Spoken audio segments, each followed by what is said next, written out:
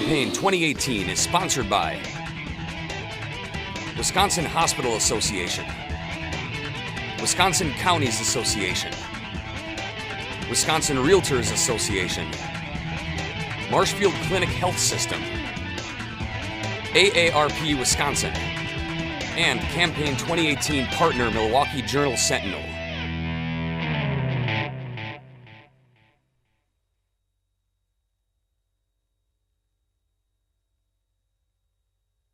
Margaret Engebretson of Balsam Lake is a Democratic candidate in the 7th Congressional District.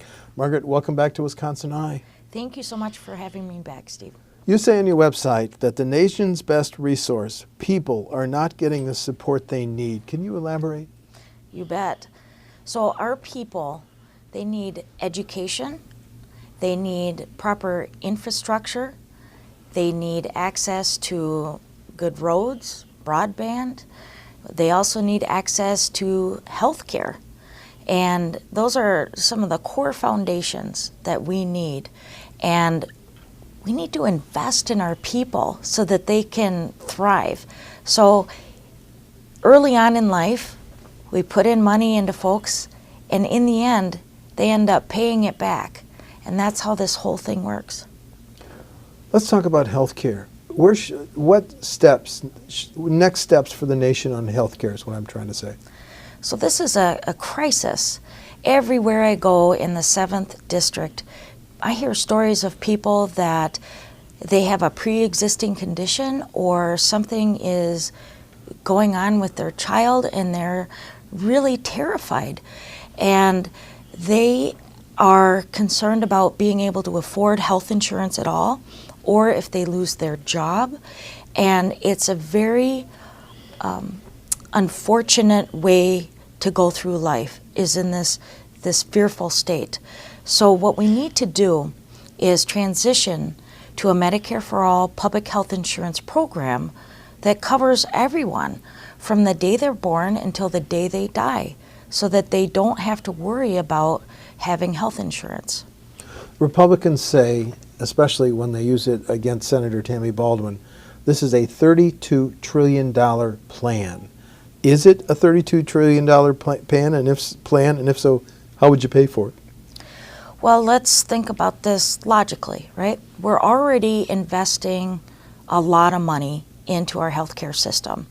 It's kind of common knowledge now, it's talked about a lot in the media and in the newspapers and whatnot, that we're paying twice as much as the next nearest nation that provides everyone coverage and has better outcomes, and we're spending twice as much. And that is because the private health insurance industry is profit driven.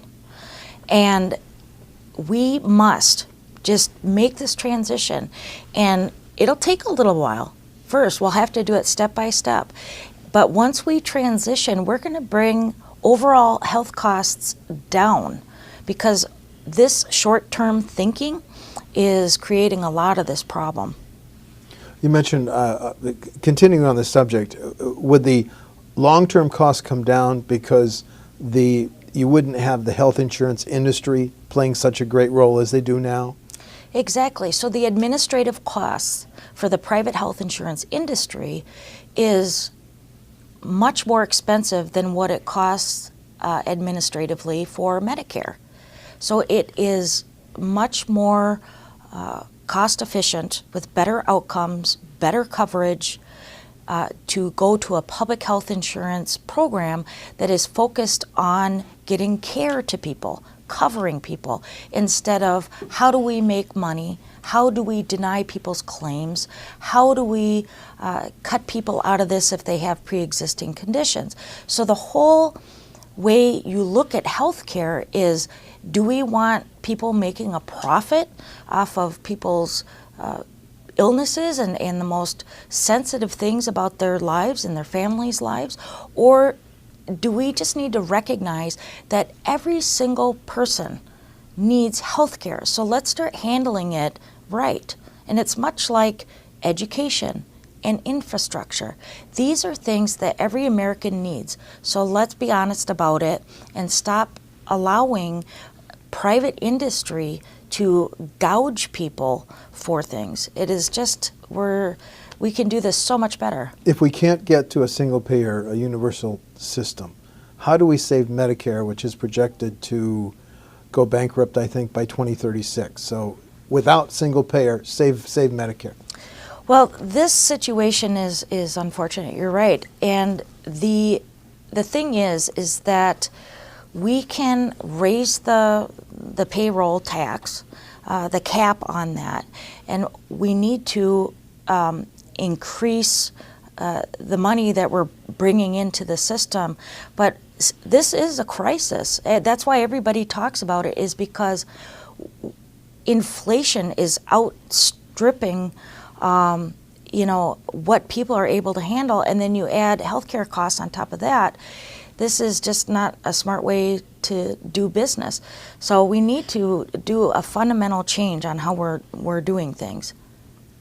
Also scheduled to go bankrupt, although that's not the technical term, to not have enough income to meet its goals, is Social Security. What are your thoughts on how we save Social Security from going bankrupt? Well, I don't think of it as saving Social Security. Look, this program is the most beloved and successful social program in our history in this country. It works. And we know that over time we need to tweak it, because like the baby boomer generation that's going through there, it's causing more strain through the system.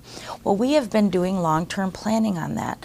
And because we know that, we need to adjust what we're bringing into Social Security over time to cover all those needs.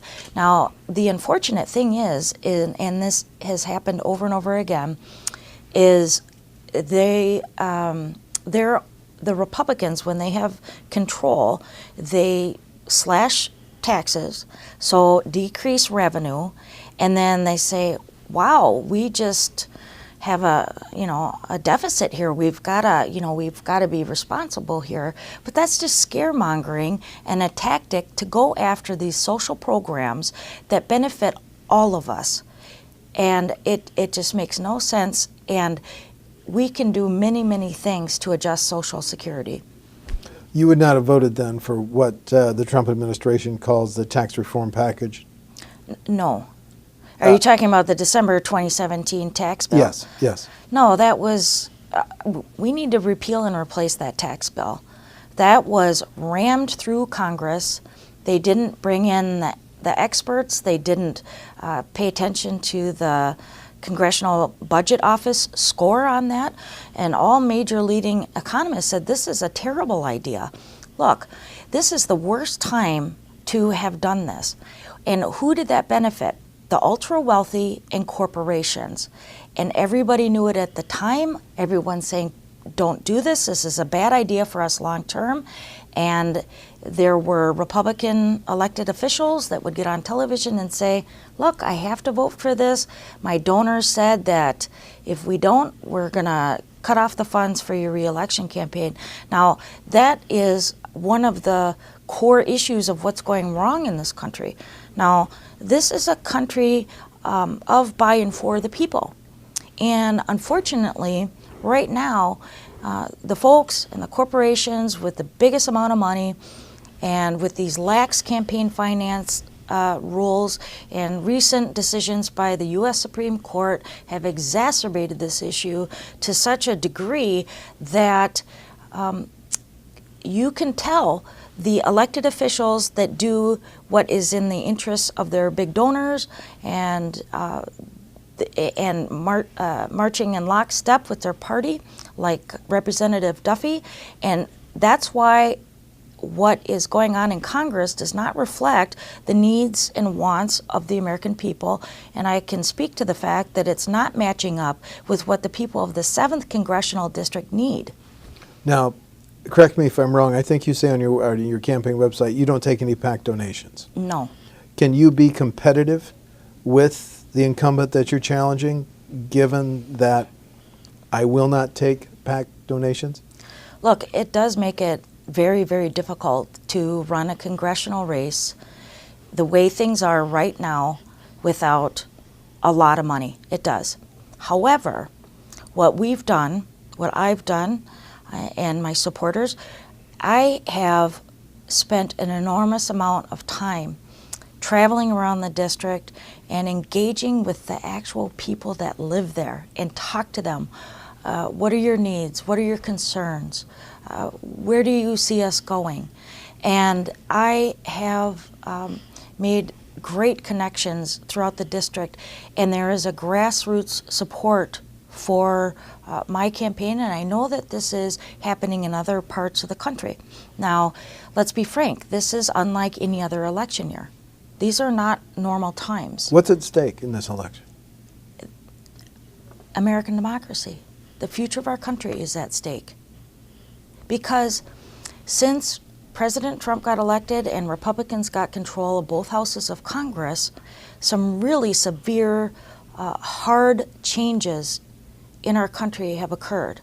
So for example, last year, the Republican Congress attempted over and over again to repeal the Affordable Care Act without any replacement. But in lieu of that, luckily they failed, but they're going to try again if we don't get control of one of the houses of Congress. But in this tax bill that they were successful getting through, they removed some of the cost-saving measures of the Affordable Care Act in that tax bill. And this direction that we're going is going to be, very hard on the vast majority of Americans as this plays out. What is going on right now is going to take a lot of effort and time to get us back on track, and we can do it. We can do it if we stick together and we focus on the main things about America, and that is we are a constitutional republic, liberal democracy. And there are certain values that Americans carry, most of us. And I don't care what party you're from or where you live. There are some things that, and most things, I believe, that Americans share in common. And unfortunately, because of this big money issue we've talked about, and because our electoral system is rigged with voter suppression, gerrymandering, all of these things feed into one another, and the American public is losing faith in its government. And it's one of the reasons I'm running, is because the first step is to elect people into office that are there for the right reasons. Because I'll tell you what, my first loyalty, my first priority is to this country and to the people of the 7th District. What are businesses and farmers in the 7th telling you about the impact of the president's tariffs? It has been really, really rough. What specific stories or industries? Well, there is this man that contacted my campaign from Clear Lake, and he owns a plastic manufacturing firm. And he's not too far away from retirement, but he still has a little bit left to go, and he's living his life, running his business, and had planned, for his retirement. Well, these Trump tariffs come in, and this trade war begins with China. And many of his customers are in China. So this has devastated him. What is he going to do? So he has reached out to Representative Duffy. I just saw this man actually yesterday. And he said, you know what, Margaret? I tried to reach out to Representative Duffy again, and I was unsuccessful. He has tried to see him at meet and greets, but there's a person there that isn't Duffy, it's a representative. He has written letters. He has done everything humanly possible to try to get assistance to save his business, but it is failing. He's literally going under because of this. Wisconsin ginseng producers produce more ginseng than any other industry in the world. Yes. What have they told you in terms of looking for options in the post-tariffs world? Well, here's the thing, is that tariffs need to be used like a scalpel and not a sledgehammer. This is whiplashing out of control. Recently, President Trump placed more, I think it was $200 billion more in tariffs. And this is just now there's going to be retaliation. And we've seen this in world history before, and it ended very, very badly. We're on a trajectory that is eerily similar to our past. So we must arrest that. But these farmers out there, what are they to do? And I tell you what, Representative Duffy has been absentee. When President Trump enacted the first tariffs, Representative Duffy said, I think it was back in March, he said, this will be great for our economy.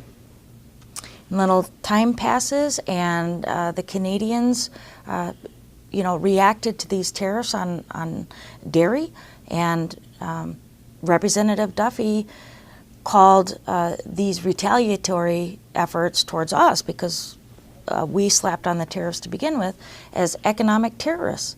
I mean, how is that inflammatory rhetoric going to calm down the situation? We need to use diplomacy, negotiation, and we need trade pacts with other nations that not only take into account businesses and corporate interests, because they're at the table, but we need to take into account labor and the environment. So all of this fits together. We can do much, much better. But Canada does subsidize its milk prices to an extent that America doesn't. So there is a trade, there is an imbalance, isn't there? How should Wisconsin farmers deal with a Canadian government that heavily subsidizes its dairy industry? Well, think about this from their perspective. They manage their dairy differently than we do in the United States. So they use more of a supply management program, which the United States, incidentally, did in our past. We used to have a huge boom and bust for our farmers in our history. And what we realized is that more regulation and controlling the supply of dairy actually alleviated a lot of these issues. But once you deregulate and you encourage the overproduction of dairy, well, it floods the market, and so when the demand goes down, the smaller farmers are the first ones to get hit. These larger farms can weather the storm a little bit better. So Canada has decided not to do that. They've decided to manage theirs differently. We have decided to not do that anymore. We're seeing the negative results of this. Recently, I was talking to someone that works in the AG office in Polk County, who told me that the number of our small farmers is dropping consistently and fast, of how many small farmers we have in Polk County alone, right? So are we going to manage, our agriculture, or are we going to let the deregulation and these bigger forces manage us? Many dairy farms rely on foreign workers to operate.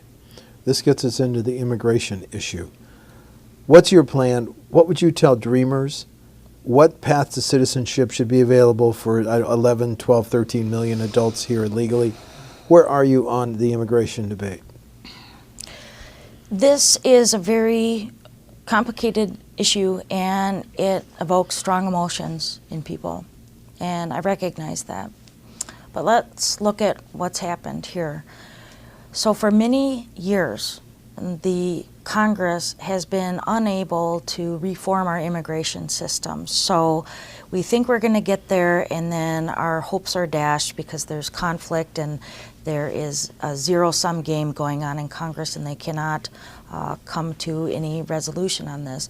And what that's led to is the current situation right now is, because we have an administration in control of it right now that is enacting inhumane, unprofessional administration of these policies, it is causing this huge crisis, this reprehensible family separation crisis.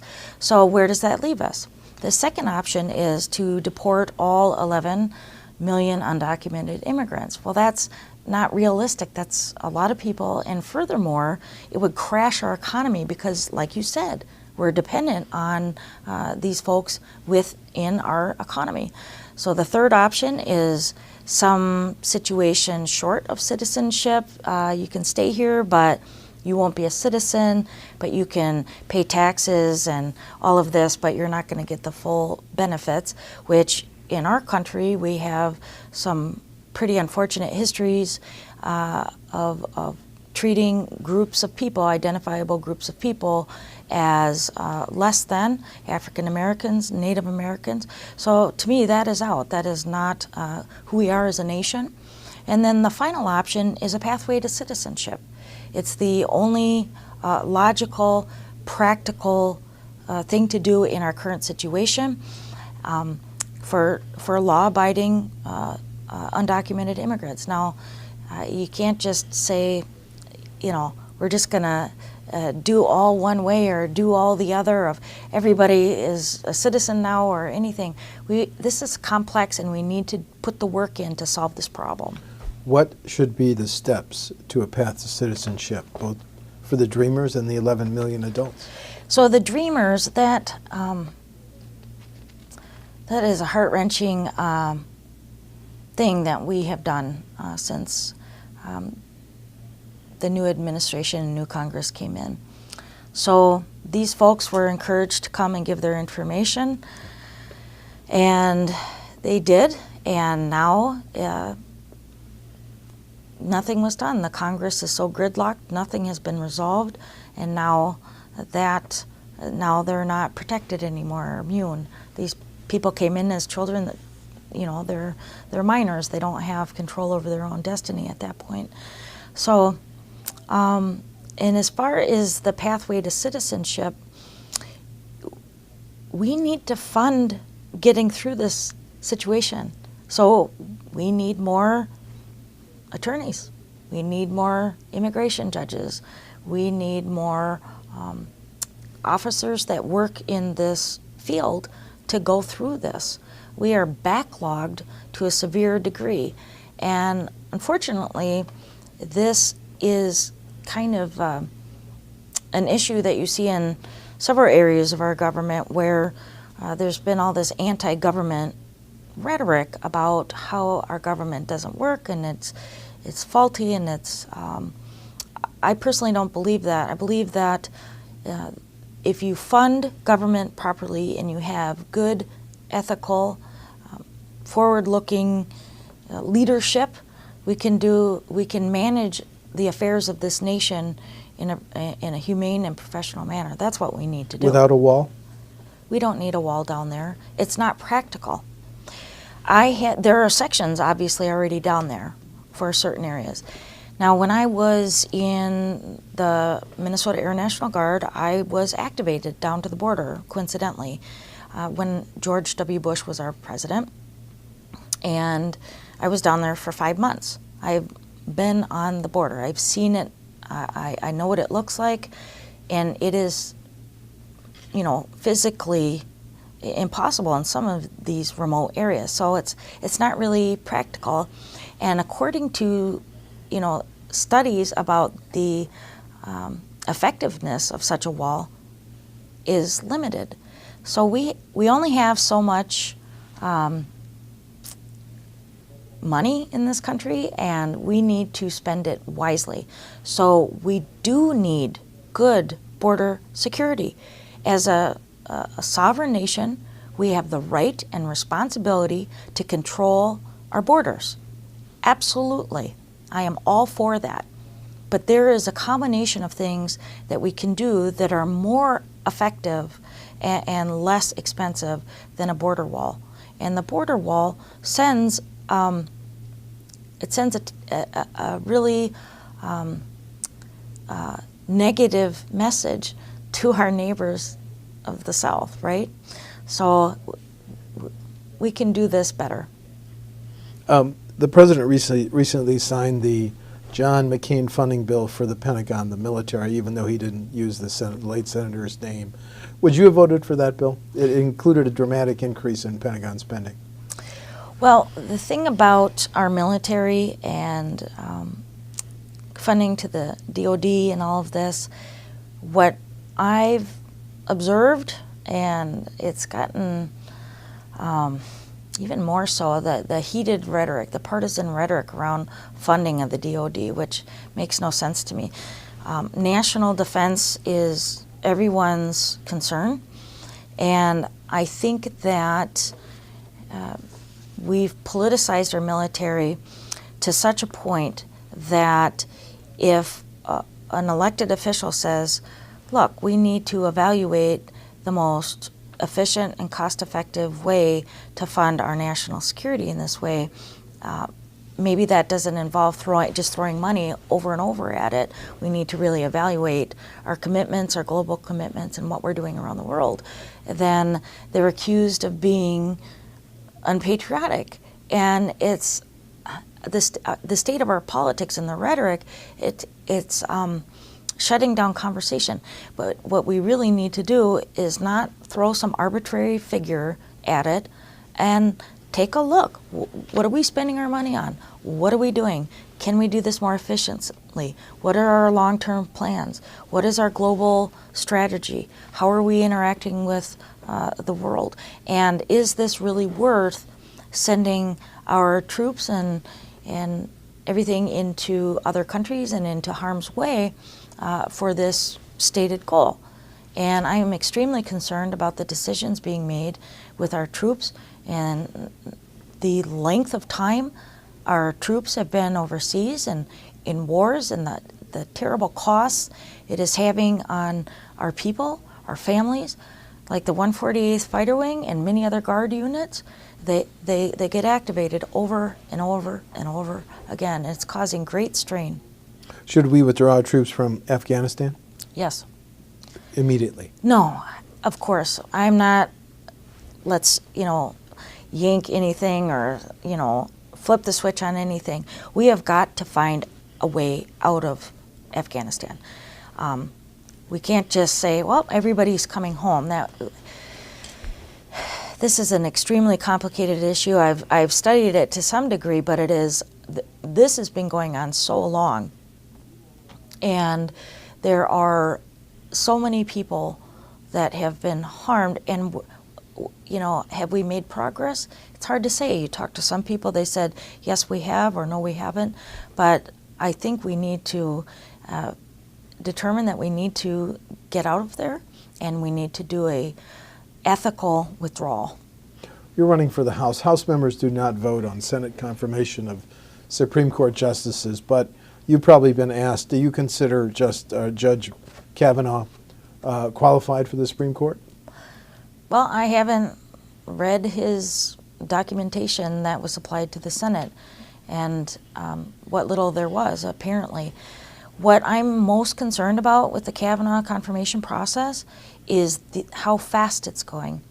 It is being so rushed, and you keep hearing reports about how Senate Democrats are asking for information about this Justice Kavanaugh because they want to know who he is and vet him, because this is a very big deal. This is a lifetime appointment on the U.S. Supreme Court. And the Republican Senate appears, zeroed in. We want him confirmed no matter what. And it is this unfurling scandal after scandal. Look, one of the most precious things about America is that for some of our history, our institutions, our Congress, our presidency, our Supreme Court, our three branches of government, the most precious thing, and we should guard it, is its legitimacy, right?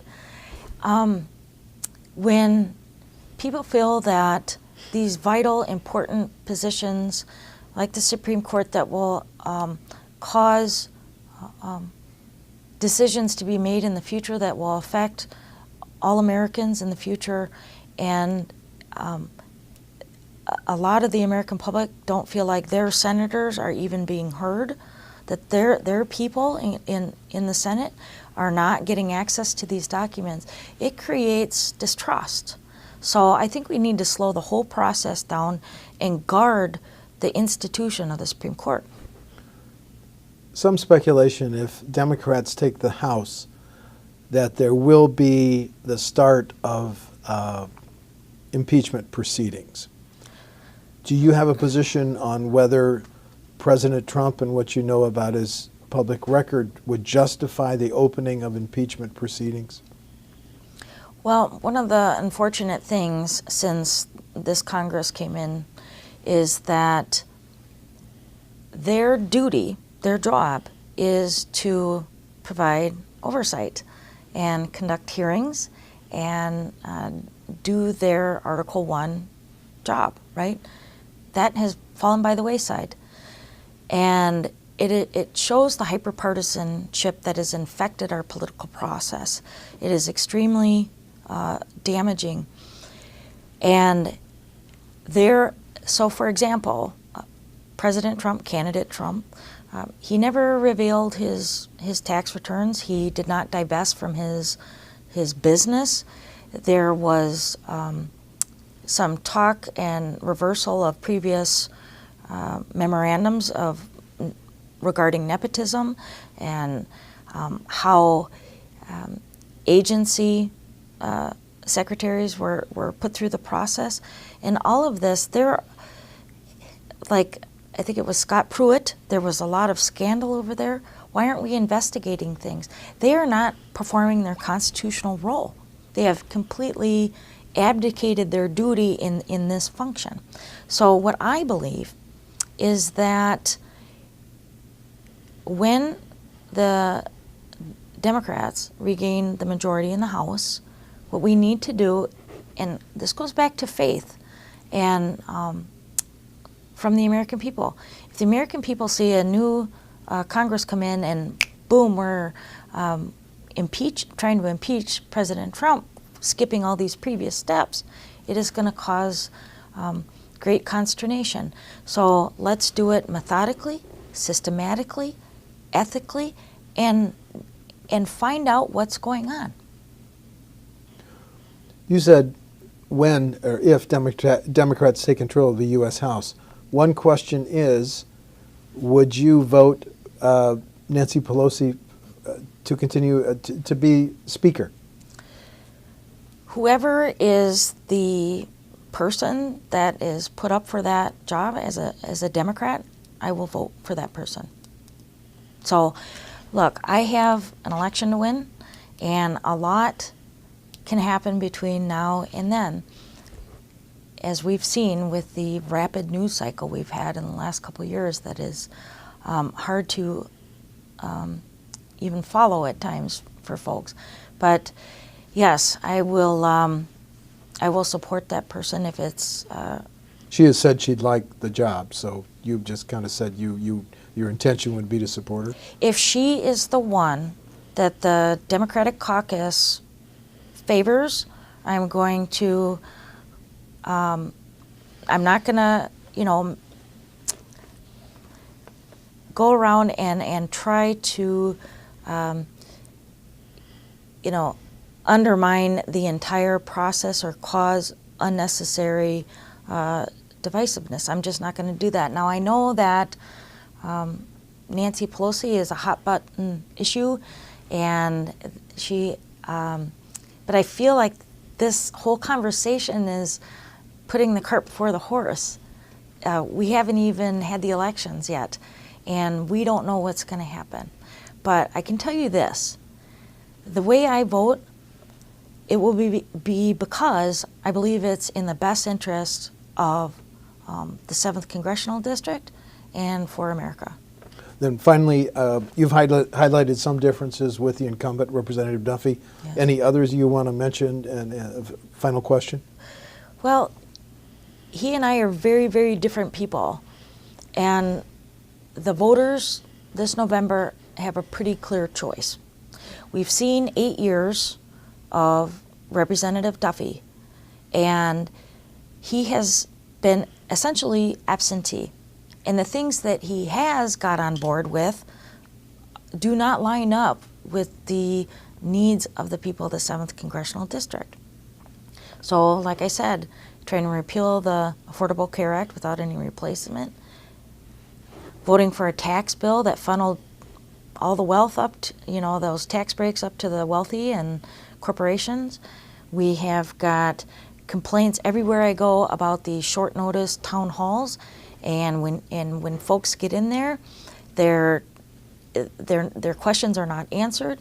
People's concerns, like that fellow in Clear Lake I told you about, how these tariffs are harming him, no response from Representative Duffy. And so the reason I'm running, I've never belonged to a political party before. I was, a voter, and I kept up on things the best I could and my citizen duties. But,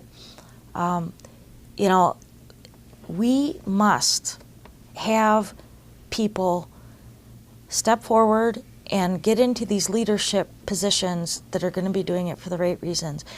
And the reason I'm doing it is because I'm concerned for our future of this country, and I deeply care about the people of the 7th, and they have told me that they want an advocate to go to Washington to fight for the things they need, like health care and infrastructure spending, and to listen to them and address their needs and care about their future.